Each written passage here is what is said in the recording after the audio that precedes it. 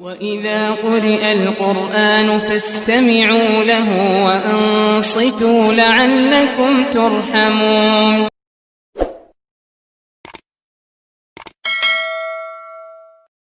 السلام علیکم ورحمۃ اللہ وبرکاتہ. تو معزز سامعین و ناظرین، آج کا ہمارا جو ورد ہے وہ ہے اسم اعظم القدوس. تو اس کے چند فضائل ذکر کرتے ہیں. نمبر 1، جو کوئی 1000 بار اس اسم کو پڑھے گا سب سے بے پرواہ ہوگا، یہاں تک کہ ناجائز خواہشات سے بھی.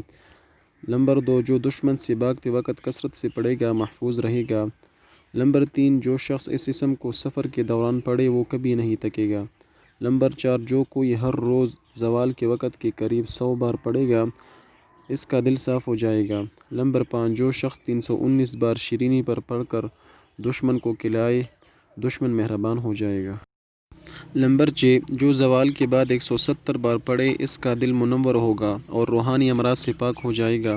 نمبر 7، جو کوئی 40 دن تک خلوت میں 1000 بار پڑھے اس کا مقصد حاصل ہوگا اور دنیا میں اس کی قوت تاثیر ظاہر ہو جائے گی. نمبر 8، جو رات کے آخری حصے میں 1000 بار پڑھے تو بیماری اور بلا اس کے جسم سے دور ہو جاتی ہے.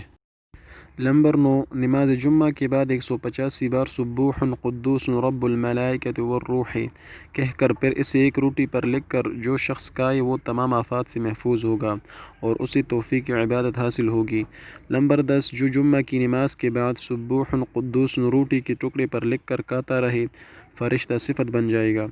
تو یہ تھی آج کی ہماری چھوٹی سی ویڈیو. امید ہے کہ آج کو آپ کو پسند آئی ہوگی یہ ویڈیو.